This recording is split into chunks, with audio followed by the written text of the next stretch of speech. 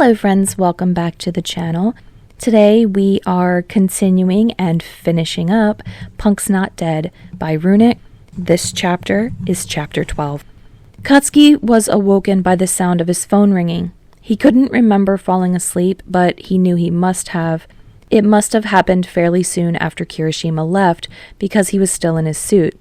Fantastic. Something to add to the list of things his mother was going to kill him for.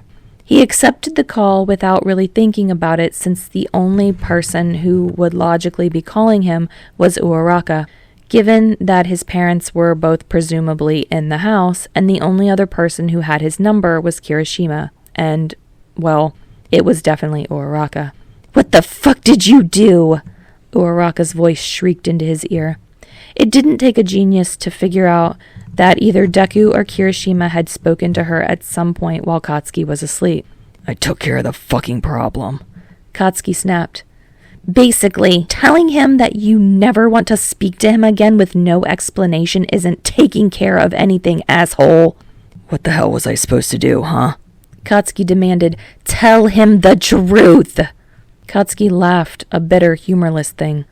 "The outcome's the same. Tell him I like him. We never speak to each other again. I get rid of him on my own terms. We never speak to each other again."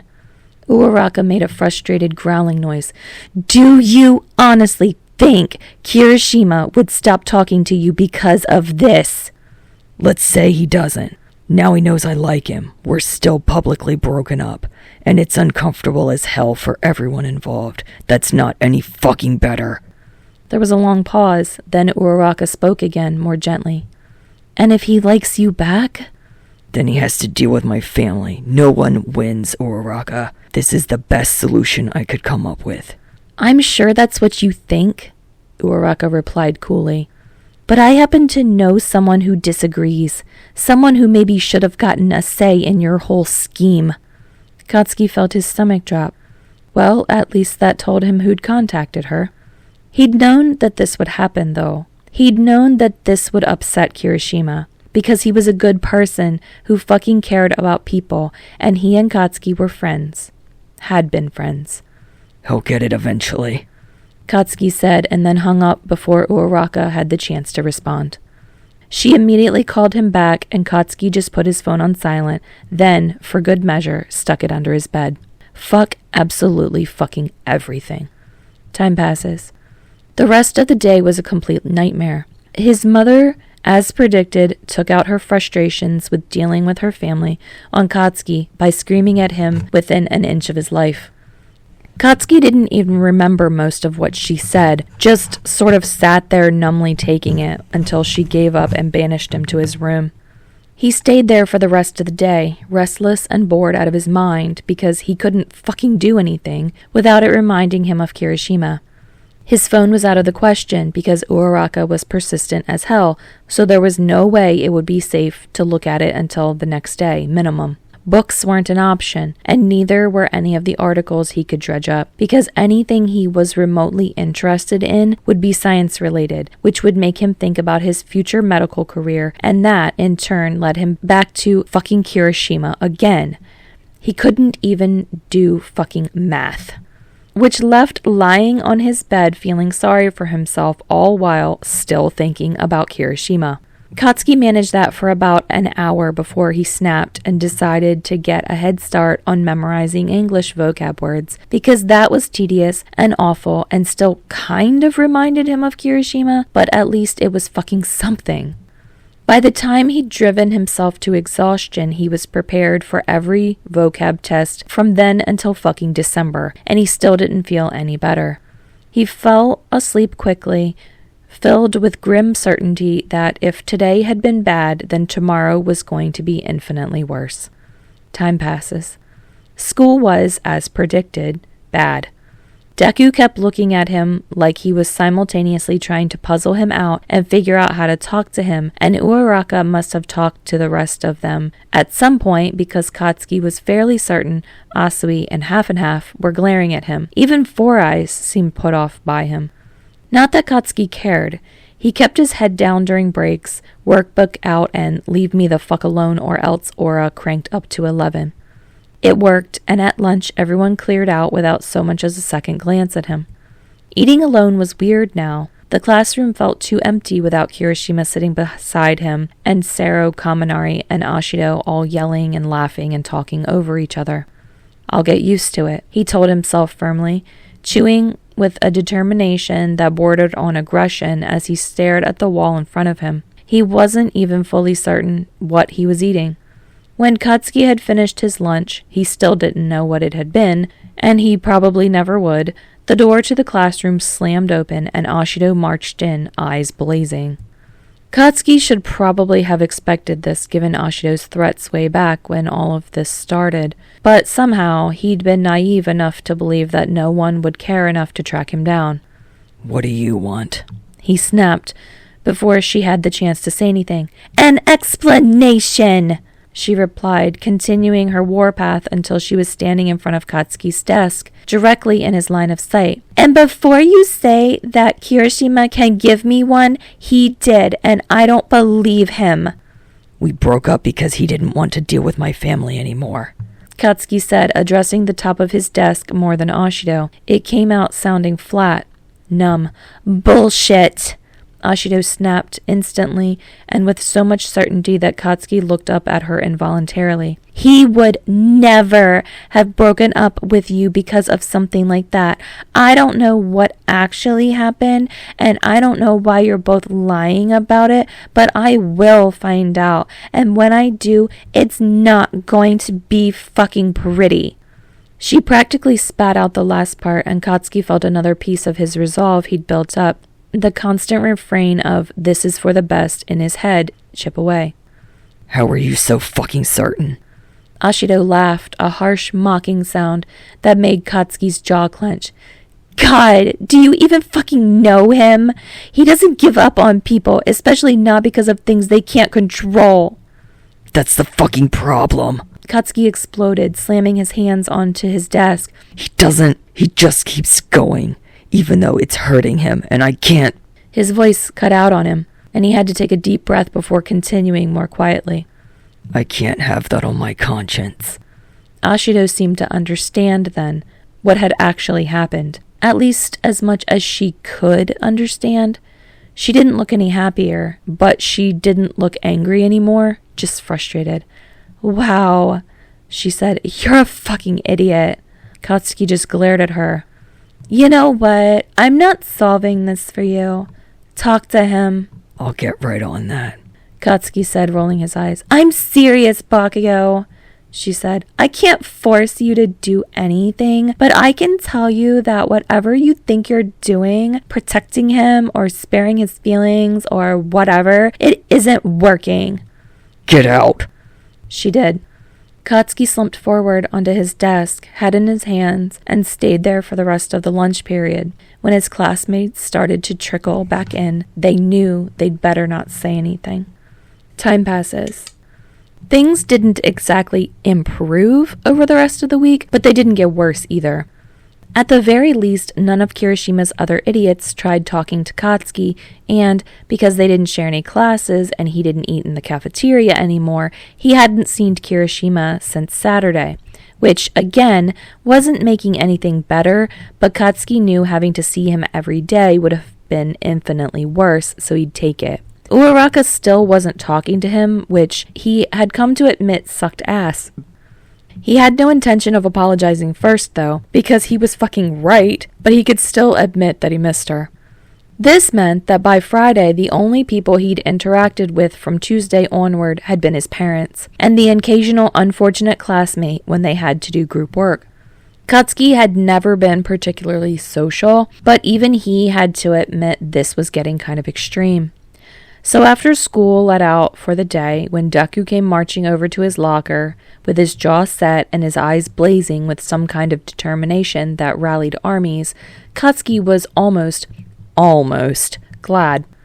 I'll give you a ride home, Deku said. The only hint that he was not the picture of confidence he was trying to project was the slight tremor in his voice.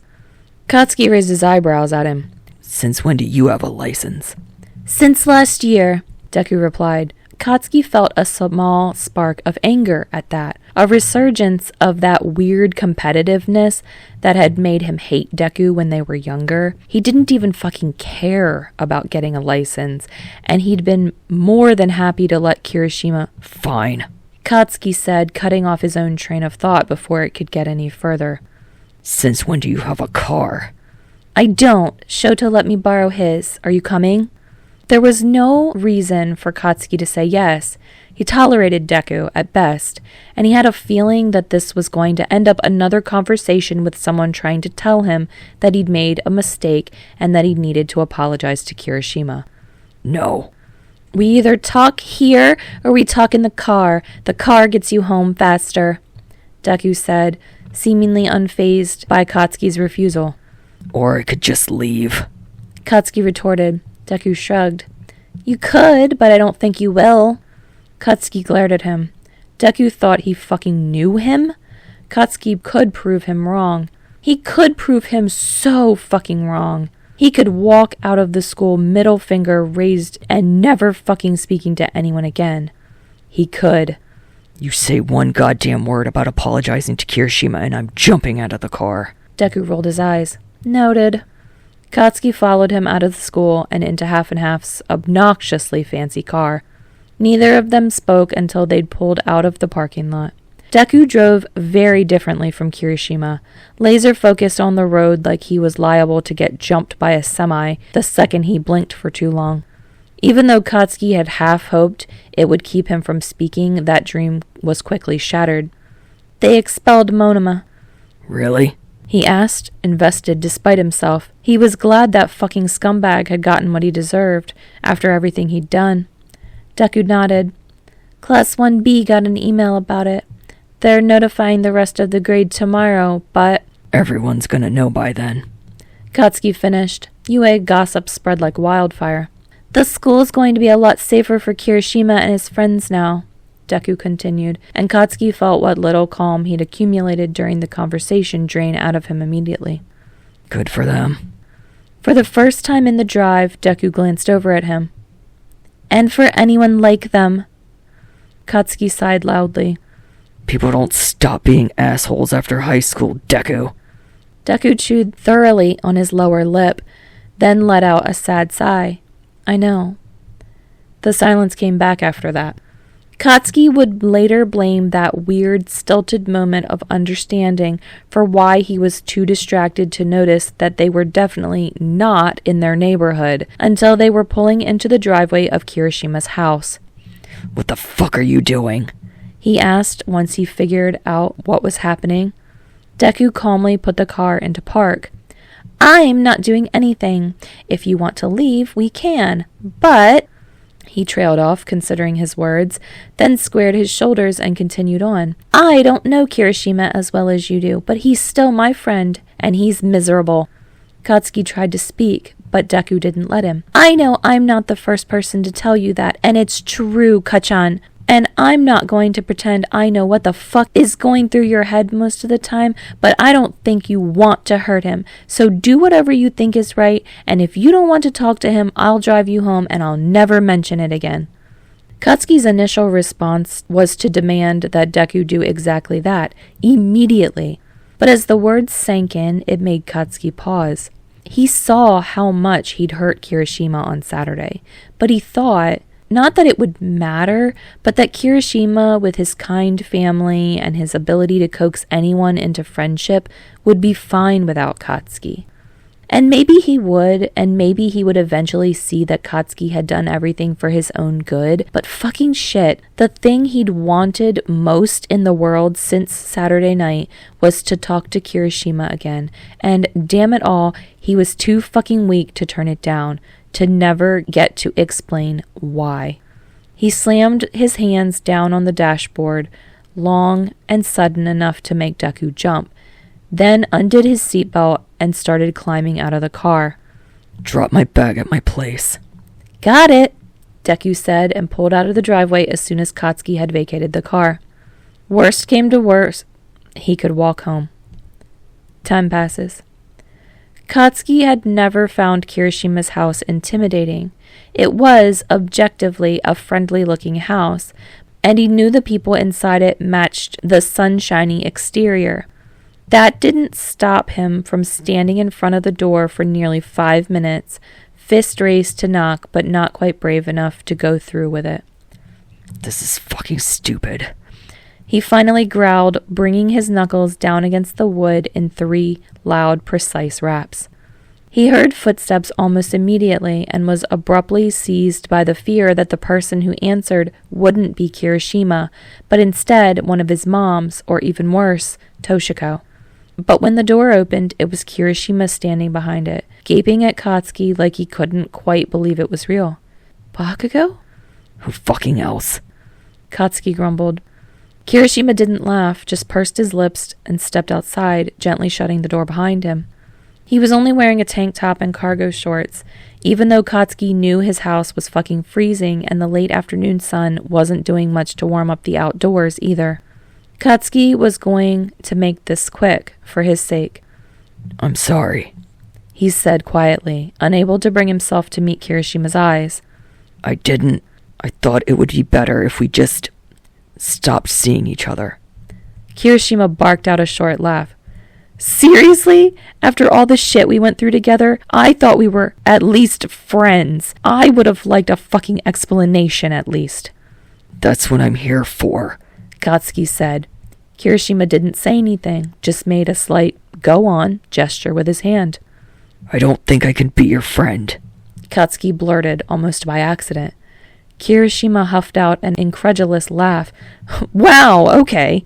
Fuck, that isn't. Let me fucking finish, okay? I can't be your friend because I know what it's like to be your boyfriend, almost.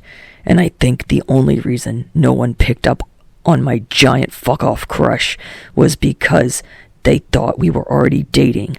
But I can't date you either. Because the way my family was at the wedding is how they're going to be, literally fucking forever. And you deserve so much better than that. Katsuki paused. So I just thought... No, I don't think you did. Kirishima interrupted him. He looked angry now. Angrier than Katsuki had ever seen him. Because if you had thought about it for more than 5 seconds, you would have realized how goddamn stupid your plan was. Katsuki had known this wasn't going to be easy. He'd already had 3 different people lecture him about being an idiot, and he wasn't expecting this to go any differently. He didn't deserve easy, not after everything, but it still hurt like hell to have the full force of Kirishima's wrath directed at him. I'm sorry, he said again, more at his feet than Kirishima. Kirishima seemed to deflate a bit at that. You know, after the wedding, when I let you talk first... Katsuki nodded, and Kirishima gave him a wry smile. I was trying to confess to you. Katsuki's head whipped up so fast it nearly strained his neck, but he was too busy staring at Kirishima wide-eyed to care. Yeah, and there's something really incomparably shitty about getting so thoroughly rejected that you think your crush doesn't even want to be your fucking math tutor, much less your boyfriend, Kirishima said. And yeah, now that Katsuki thought about it, it must have fucking sucked. You don't get to decide what's best for me, Kirishima continued. If your only reason for not being with me is your family, then you're in luck, because I don't give a shit. I want to deal with your evil grandma and your shitty relatives for the rest of forever, because that's what it takes to be with you, and that's my goddamn choice to make, not yours. Katsuki was still reeling from the revelation that Kirishima liked him back, but he managed to scrape together another, I'm sorry, followed by, I can't promise I won't fuck up again, because that would be a stupid, unkeepable promise, and I don't make those. But if you want to try dating, for real, even after all this, I promise I'll try to listen to you next time. Because that was all he could really do, right? Promise to try? Kirishima was quiet for a few long seconds. I'll hold you to that. Katsuki blinked at him, barely daring to hope. So? Kirishima nodded. Yeah, but our first real date better be fucking mind-blowing. Katsuki felt an involuntary smile spreading across his face. I can do that. I can definitely do that. Good, Kirishima said decisively, and then, like he was afraid he wouldn't be able to do it if he let himself hesitate, he leaned forward and kissed Katsuki. It was quick and chaste, and Kirishima was pulling away almost before Katsuki could register what was happening. He made a truly embarrassing noise at the loss, which Kirishima, the bastard, seemed to be reveling in. Ah, well, he deserved it, after everything Katsuki had put him through. You're staying for dinner, Kirishima said, because my family is up to date on everything now, and while I can't guarantee that Sayuri is going to kill you, I also can't promise that she won't, and it's probably for the best that you explain yourself sooner rather than later. Sure, Katsuki said, still kind of dazed.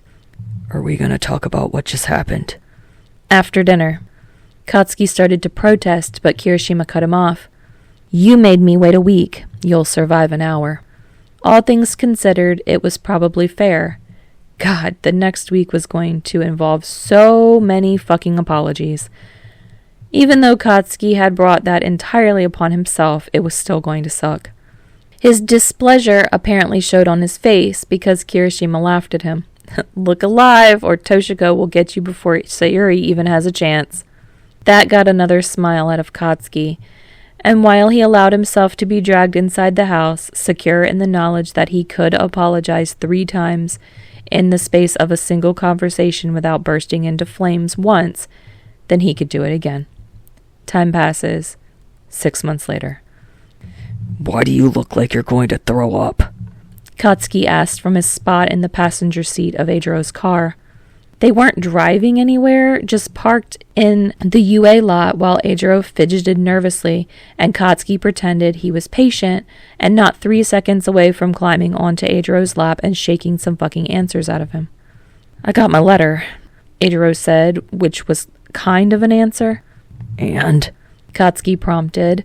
He had no doubt Eijirou had been accepted. His math grades had fucking skyrocketed after Katsuki had started tutoring him, and since that and the entrance exam had been his only real concerns, Katsuki understood that it was a lot easier for him to believe in Eijirou than it was for Eijirou to believe in himself. But come on. I don't know, Eijirou admitted. I stuck it in the glove compartment as soon as I got it, and I haven't opened it yet. Katsuki sighed, then opened the glove compartment and rooted around until he found the envelope, which he shoved into Eijirou's chest, surprising him into grabbing it. Go on, Katsuki said, and Eijirou gave him a slightly panicked look. Do you want me to hold your fucking hand? I mean, kinda. Katsuki rolled his eyes. You can't open it one-handed, dumbass. Just get it over with. Eijirou hesitated for another second, then took a deep breath, squared his shoulders, and tore open the envelope. Katsuki found himself tapping his foot in anticipation, which was ridiculous because he had absolute faith in Eijirou and his abilities. But the idiot's nerves were getting to him. Eijirou bit his lip and held the paper out towards him so Katsuki could read it. I got in! Fuck yeah, you did, Katsuki exclaimed, lunging across the seat to pull Eijirou into a hug. Eijirou squeezed him back tightly, shaking a bit in his arms. Katsuki pulled back eventually, and Eijirou was beaming with tears streaking down his cheeks. Stop that, Katsuki said, wiping at them with his thumbs. I knew you'd get in, drama queen. They'd have to be idiots to turn you away. I'm gonna be a paramedic, Eijirou said, his grin still so wide that it made Katsuki's cheeks hurt. Hell yeah, you are, Katsuki said, pulling him in for a kiss. Eijirou went easily, and they stayed like that for a bit, moving together with practiced ease until Eijirou suddenly broke away. Fuck, he whispered. They're definitely going to make me change my hair color. Katsuki shook his head. Red counts as a natural hair color, so it's allowed. I checked when you applied. Eijirou gave him a look so full of genuine tenderness that Katsuki was embarrassed on his behalf. I love you so much. It was the first time either of them had said it out loud, even though Katsuki had been thinking it almost constantly for months. Sorry, Eijirou said, scrambling off Katsuki until he was as far away as the car allowed. I didn't mean to. Well, okay, I mean it, but I didn't mean to say it. That was... Eijirou. Yeah? Eijirou said, cutting off his babbling and shooting Katsuki a nervous look. I love you too. Eijirou grinned at him, and this time he was the one to basically tackle Katsuki, heedless of the fact that he was now lying across the gear shift. Katsuki didn't care. If Eijirou wanted to strain his back trying to make out with him, that was his own goddamn problem. And Katsuki sure as hell wasn't going to stop him. He would likely have to let him keep going indefinitely. Actually, except when Eijirou moved his arm and tried to get his hand into Katsuki's hair, his uniform sleeve caught on Katsuki's very new and still very sore eyebrow piercing, and Katsuki shoved him off with a hiss of pain. "Oh shit, I'm sorry," Eijirou said, adjusting his position so he could turn Katsuki's head a little bit and inspecting the piercing for damage. I'm blaming Ashido, Katsuki said darkly. She was the one who'd finally bullied him into getting it, after all. Feel free. Eijirou laughed, pulling back completely after pressing a gentle kiss to Katsuki's forehead. You're fine, by the way. Katsuki hadn't thought he wouldn't be, but he appreciated the assurance. They settled back into their proper seats, mood effectively ruined, and Eijirou started up the car. A few minutes into the drive to his place, he said, I think Denki and Shinso still have us beat for the worst piercing malfunction. Yeah, no shit, Katsuki said with a snort. I don't think anyone's beating that. That's quitter talk, Eijirou declared, glancing over at Katsuki and wiggling his eyebrows at him. Katsuki flicked him on the arm. I'm coming over to tutor you, dumbass, nothing else. Come on, Eijirou whined. I got in, didn't I? On conditional acceptance. That means you have to keep your grades up.